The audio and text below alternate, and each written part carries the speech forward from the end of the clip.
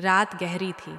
मिट्टी की तीखी ठंडी महक हवा में घुली हुई थी और गांव की एक पक्की सड़क के किनारे पुराने बरगद के पेड़ के नीचे एक घर खामोशी से सोया था। उस घर की खिड़कियां सालों से बंद थीं, पर किसी न किसी वजह से गांव वाले कहते थे कि वहां कभी कभी रात के हवाओं में मध्यम रोशनी दिख जाती है, जैसे कोई दिया अंदर जल रहा हो, पर अंदर तो कोई नहीं रहता था। अर्जुन को ये सब बातें बचपन से ही सुनते आ रहा था। बड़ा होकर उसने शहर छोड़ दिया, नौकरी, शहर की हलचल, और फिर एक दिन कुछ ऐसा हुआ कि उसे वापस उस गांव आना पड़ा।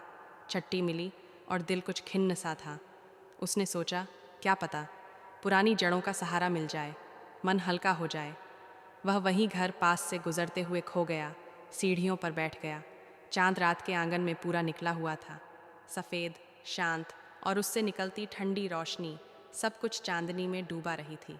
अर्जुन ने देखा कि उसी पुराने घर की एक जर्जर खिड़की से थोड़ी सी रोशनी झांक रही है, और वह भी हर बार की तरह नहीं, कुछ अलग, मानो किसी ने अंदर से धीरे धीरे परछाई खेला हो। दिल में चुभन हुई, वह भीतर गया। अंदर की हवा में किताबों और पुरानी यादों की गंध थी। दीवारों पर फटे हुए पर्चे और एक कोने में टूटा हुआ एक झूला रखा था, पर झूला किसी ने अभी अभी हिलाया था। घुटनों पर खरोंच और लकड़ी में ताजगी। अर्जुन ने धीरे धीरे घर के मुख्य कमरे में कदम रखा। वहाँ एक छोटी मेज पर खुला हुआ डायलॉग बक्सा पड़ा था, पुराने पत्र और एक कांच का घंटा। कांच के घंटे के नीचे एक तस्वीर रखी थी, एक औरत, उदास आंखों वाली, और उसके पीछे वही बरगद का पेड़ दिख रहा था। तस्वीर के नीचे एक चिट्ठी थी। पन्ना पुराना था, पर लिखावट साफ। जो यह घर छू लेगा, उसे चांद की सच्चाई दृष्ट होगी। अर्जुन ने मुस्कुराते हुए सोचा, कैसे बचपना इतिहास। पर चिट्ठी पढ़ते ही कमरे की हवा बदल गई। घड़ी की टिक टिक जैसे धीमी पड़ी, और बाहर से आती एक धीमी धीमी सरसराहट ने उसकी कांपती उंगलियों को छू लिया। तभी एक मंद आवाज़, मानो हवाओं में घुली हो, बोली। किसने आवाज़ की? अर्जुन की छाती तेज़ी से धड़कने लगी। आवाज़ न तो पूरी तरह मानव की थी, न ही बिल्कुल हवा की। वह आधा डर गया, आधा उत्साहित। लोगों की कहानियाँ याद आईं। यहाँ किसी ने अपना अक्स छोड़ा था, पर अब वह खुद सामने था। उसने कहा, मैं अर्जुन हूँ, बस ताक पर था, थोड़ा देखा। पर आवाज़ कट गई। कमरे के एक कोने से सफ़ेद परछाई उठी और धीरे धीरे दीपक की तरह फैलने लगी। परछाई ने रूप धारण करना शुरू कर दिया। थोड़ी सी औरत, उसके आंखों में समुद्र जैसी गहराई थी, पर चेहरे पर एक सख्त ठहराव भी था। तुमने चाँद देखा? परछाई ने पूछा। आवाज़ में कोई कसक थी, जैसे किसी ने बहुत सी चीज़ें छुपा कर रखी हों। अर्जुन ने झट से देखा। हाँ, अभी अभी बाहर से। पर छाया हंसी में बदल गई। चाँद सिर्फ रोशनी नहीं देता, वह यादों को लौटाता है। परछाई ने उसे बताया कि उस घर की कहानी कुछ ऐसी है। सालों पहले एक महिला, सावित्री, जिसे गांव वाले चांदनी कहते थे, यहाँ रहती थी। वह अपने पति के इंतज़ार में हर रात घर की रोशनी जलाती और बरगद के नीचे खड़ी होकर आसमान को निहारती। लोग कहते थे कि वह चांद से बातें करती थी। उसकी बातें सुनकर लोग उसे पागल कहते, पर सच कुछ और था। एक रात जब पूर्ण चांद था, वह खो गई, पर कोई शव नहीं मिला, कोई पैरों के निशान नहीं। बस उसकी खिड़की की एक लहजे में छूट गई, और उसके बाद से घर में कभी सच्चा सन्नाटा नहीं रहा। कुछ लोग कहते कि उसकी आत्मा हर रात लौटती है, पर कुछ कहते हैं कि वह लौटती नहीं, वह चांद के पीछे कुछ छुपा कर आई है। अर्जुन ने विचारों में पूछा, तो क्यों दिखती हो तुम अब? परछाई ने धीरे से कहा, तुम्हारे कदमों में वह बात है जिसकी तलाश मैंने की थी। सवाल। उसने अर्जुन को उस तस्वीर की ओर इशारा किया। यह तस्वीर मेरे जीवन की आखिरी तस्वीर है, पर इसमें एक चीज़ कम है। अर्जुन ने ध्यान दिया। तस्वीर के कोने में कुछ धुंधला सा निशान था, जैसे कोई शब्द मिट गया हो। परछाई ने आगे बताया कि तस्वीर पर लिखा हुआ एक नाम था, और वही नाम घर के तमाम राज खोल सकता था। पर चिट्ठी का अंतिम वाक्य अर्जुन को भीतर घसीट ले गया। जो इसे पढ़ेगा, उसे एक रात चुननी होगी, चांदनी के पीछे जाना होगा। आसमान पर चांद नीला सा चमकने लगा। परछाई ने कहा, आज रात वही रात है। अर्जुन ने एक पल के लिए कदम पीछे खींचे। यह असंभव सा लगा, पर अंदर कुछ कह रहा था, अगर तुम सच जानना चाहते हो तो जाने दो। इसके अलावा गांव की कहानियाँ, बचपन की जिज्ञासा और शायद कुछ अनकहे अफसोस, सबने मिलकर उसे अंदर खींचा। उन्होंने एक साधारण नियम रखा, 3 पल की चुप्पी, एक घड़ी का घुमा और फिर खिड़की खोलना। जितनी देर में अर्जुन ने घड़ी की सुई को अपनी हथेली पर रख कर देखा, चांद की रोशनी बदल चुकी थी। खिड़की खुलते ही एक ठंडी सांझ की खनक आई और बरगद की जड़ों के पास मिट्टी पर एक अजीब सी आभा उभर आई, गोल, दूधिया और भीतर कुछ धुंधलका। परछाई ने कहा, यह वह द्वार है जो चांद के पीछे जाता है। अर्जुन ने एक कदम आगे बढ़ाया और मिट्टी की उस आभा पर पैर रखा। ठंड और गर्मी एक साथ सी महसूस हुई, जैसे किसी ने सीधे अंदर जाने वाला दरवाज़ा खोल दिया हो। लम्हों में जगत बदल गया। अर्जुन को लगा कि सब कुछ धीमा हो रहा है, हवा, समय, उसकी धड़कन।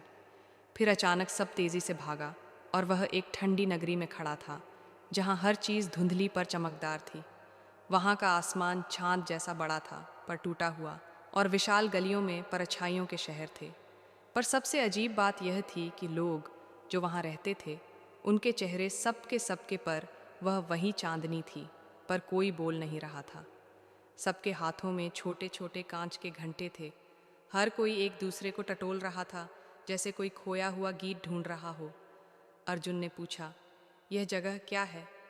तभी परछाई ने कहा, यह चांद की परछाइयों का शहर है, जहाँ उन लोगों की यादें रहती हैं जिन्हें कभी पूरी तरह जिया नहीं गया।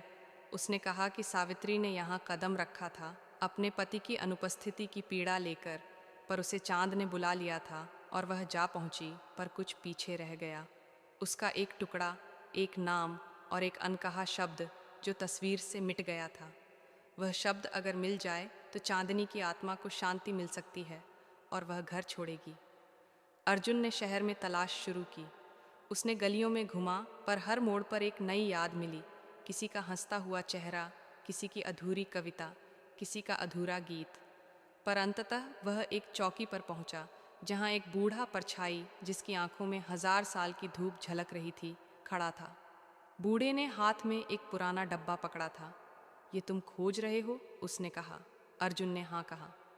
बूढ़े ने डब्बा खोला और अंदर से उसी तस्वीर का फटा हुआ टुकड़ा निकला, जिस पर मिटा हुआ शब्द लिखा था, इंतज़ार। अर्जुन के दिल की धड़कन तेज हुई। इंतज़ार, वह शब्द सुनते ही शहर की हवा बदल गई। परछाइयों ने सिहरते हुए गाना शुरू किया, एक धीमी खाली सी धुन जो दर्द से भरी थी। उसी धुन के साथ जहाँ जहाँ इंतज़ार की गूंज गई, वहाँ की परछाइयाँ मिलकर एक एक करके अपने सत्य रूप में बदल गईं, और चांदनी की परछाई ने सच्चे रंग में अपने आप को प्रकट किया। एक आंसू भरी स्मित, एक हल्की सी मुस्कान और फिर विस्मय। उसने अर्जुन की तरफ देखा और कहा, अब मैं जा सकती हूँ। अर्जुन ने समझा कि कई बार इंसान की उपस्थिति, उसका सिर्फ नाम या शब्द, किसी की आत्मा को पूरी कर देता है। वह शब्द इंतज़ार साधारण था, पर उन यादों का केंद्र था। परछाई ने एक आखिरी बार उसकी ओर देखा। तुमने मेरे लिए यह किया, पर अब एक शर्त है, जब तुम लौटोगे तो इस घर को सबको दिखाना मत। कुछ चीज़ें बस याद रखी जानी चाहिए, उन्हें दुनिया में छेड़ना ठीक नहीं होता। अर्जुन खामोश रहा, पर वह वादा करके निकला। लौटते हुए उसने देखा कि घर फिर वैसा का वैसा हो गया है। सिर्फ खिड़की थोड़ी ढीली लगी थी और बरगद के नीचे मिट्टी पर हल्का सा प्रकाश छूट गया था, जैसे वहाँ अभी अभी कोई गुजरा हो। पर सबसे बड़ा बदलाव उसके अंदर था, एक हल्का सुकून और एक सोच। कुछ रहस्यों को जान लेने के बाद भी उन्हें सबके सामने नहीं लाना चाहिए। अगली सुबह गांव वाले जब घर के पास से गुजरे, तो उन्होंने देखा कि बरगद के पास एक नया छोटा सा फूल खिला है, चांदनी जैसा सफ़ेद, लेकिन केवल चांद की रोशनी में खुलने वाला। अर्जुन ने एक बार उसे देखा, फिर मुस्कुराया और अपने रास्ते चल दिया। पर अभी भी कभी कभी रात को चांद जब पूरा निकलता, वह खिड़की के पास खड़ा होकर धीमी धीमी गुनगुनाता है, एक अधूरा गीत जो अब किसी को परेशान नहीं करता, बल्कि किसी को आराम देता है। कहानी यहीं ख़त्म नहीं होती, पर जो लोग सुनते हैं उन्हें बस यही सीख मिलती है। कुछ रहस्य ऐसे होते हैं जिन्हें जानकर दिल हल्का हो सकता है, पर उन्हें दुनिया में फैलाकर सब कुछ तोड़ना ज़रूरी नहीं। चांद के पीछे के घर की खिड़की अब बंद है, पर बरगद की जड़ों में बातें अभी भी सुरक्षित हैं, उन रातों के लिए जिन्हें सुनने का साहस हो।